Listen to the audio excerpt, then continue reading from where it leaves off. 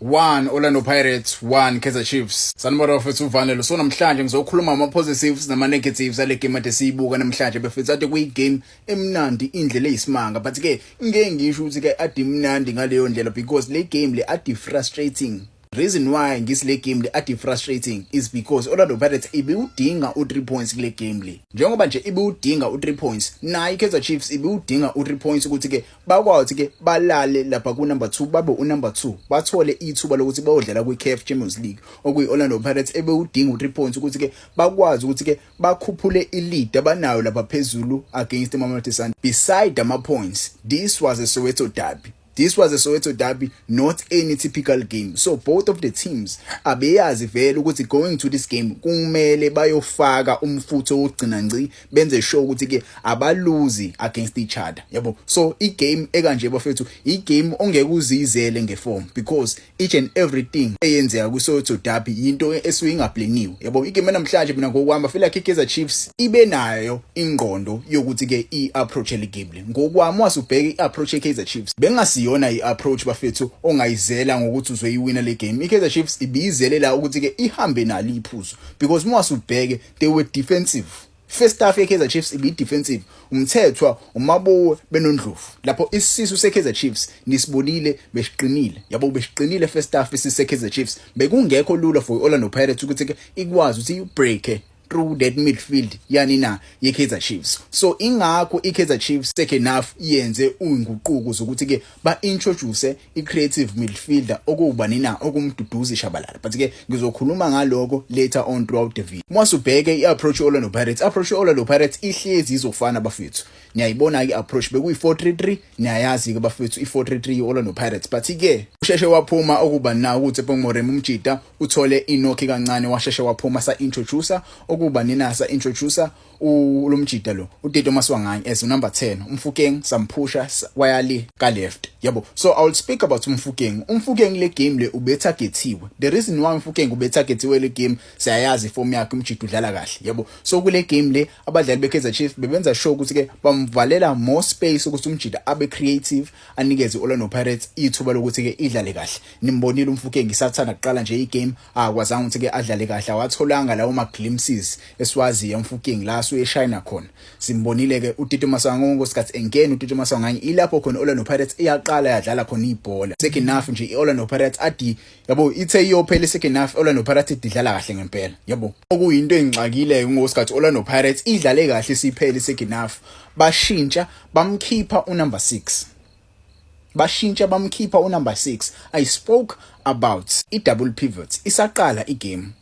Even in match preview nakwi lineup prediction I spoke about I-double pivot against the Kaizer Chiefs. I-Kaizer Chiefs midfield yayo bafethu nakule game I-Kaizer Chiefs dominate midfield because they have abadlali abakwazi ukudlala pheswini.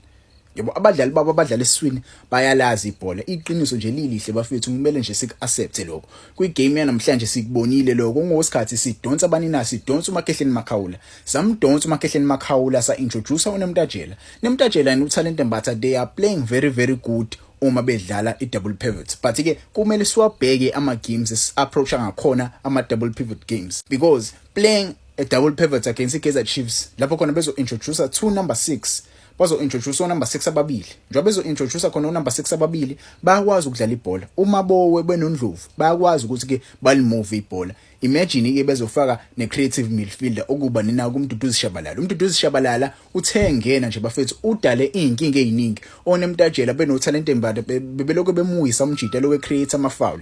Ilapho khona iKaizer Chiefs ekwazile ukuthi ke ithole i-momentum ukuze ke bakwazi batholele la goal abalikorile. Igoli elingenile nimbonile uNemtajela etheklisha uTalent Mbatha. Angazi bekwenze njani but ke nimbonile uNemtajela etheklisha uTalent Mbatha. Nomathi umthanda kanjani umdlali ngeke ungitshela ukuthi ungayidefender le nto le. Bekuthi uyayidefender ke lento eyenziwe uNemtajela lapho ungayidefender ngalibi ukuthi ke ayotacklisha uTalent Mbatha. Kuthe umtacklisha wasethola ifreedom ubani na uwandile Dubo ukuthi ke akwazi ukuthi ke asithathe ipass eright ukuthi iyotholwa uphe ulomjida lo umfana lo uMoti wakho regoli. Yabo. So igame namhlanje bafethu bekuyi game tactical kakhulu. iKaizer Chiefs ikwazile ukuthi ke isebenzise lelo thuba elenziwe ucoach Orlando Pirates ukuthi ke adonse a strong player Orlando Pirates odlala lapha esiswini okuwumuntu obeyibambile indisho Orlando Pirates uthi ke ingagxeki. Yes, I know ukuthi Orlando Pirates uma idlala ngomakhehla emakhawula ayibi creative esiswini because uma kuvalwe banina, uma kuvalwe uMfukeng as number 10, uma uMfukeng evaliwe as number 10, ngeke Orlando Pirates idlale kahle. So what is the best thing to do is switch off uMfukeng, umthathe umbeke as iwinger, mase uintroduce uTito besidlala kahle nje. iOrlando Pirates ibisidlala kahle nje. Why did we choose to change lokho ke lokho? Yabo. But ke kungijabulisile ukubona uSibelebele ekora namhlanje. Yabo uSibelebele bafethu, he's one of those players Orlando Pirates. I feel like as ama fans asimbongi enough uSibelebele. uSibelebele mfethu usesize kwizinto eziningi kakhulu. Yabo uSibelebele useshow waphile for Orlando Pirates. Yabo kwigame namhlanje bafethu, igame namhlanje ibidinga iOrlando Pirates ibe solid, iqine. I feel like namhlanje ubengekho uCaptain Orlando Pirates. I didn't see uCaptain Orlando Pirates. Yes, ubekhona uSibisi, but I didn't feel like we had a captain. Yabo, I liked into enze uSepho Chain ngosikhathi uMoremi elimele ngale, uMoremi ngosikhathi elimele and kumele uMoremi abuyele groundini. uSepho Chain wayilalisa phansi, wabiza urefu, wabiza imedical ukuthi ke ayize kuyena, watshela uMoremi ukuthi ke akajoge. Yabo, khona ezozizwa ukuthi ke ufile kanjani, khona ezobuyela egroundini. Yabo, that shows ukuthi umchita uyayibuka igame, uyawazi encourage ama players. Yabo, we need something like that from uSibisi. For me umchita bafethu, I feel like kumele kuhlunge kabusha. Ayikabi. I'm a big fan of uSibisi. I don't like any people criticizing uSibisi, but today kwigame namhlanje umchida, he has played many Soweto derbies. He is the one who should be encouraging these players too. Yabo, ukuthi awagqugquzela ukuthi we need a win in this game. We cannot concede a goal against the Kaizer Chiefs. In a league run, you want to win the league and you are conceding a goal. Yabo, we made Peterson the man of the match today. Peterson was the man of the match today. I don't want to speak about Yanela Mbutsuma because uzotuvani usaqalile. Yanela Mbutsuma akalitholanga ithuba namhlanje. Yabo, ulitholile. Khona amathuba awatholile. Ngeke ngisho akalitholanga. Ukhona amathuba awatholile. Yabo. But ke kuthe sengena ubani uMakgopa. uMakgopa played better for me. Makgopa played better than Yanela Mbutsuma. You can say whatever you want to say, but Makgopa played better than Yanela Mbutsuma. He was there. Each and every creative chance ebikhona yeOrlando Pirates, umchito bumbona ukuthi ube involved kuma creative chances amaningi Orlando Pirates namhlanje uMakgopa rather than Yanela Mbutsuma.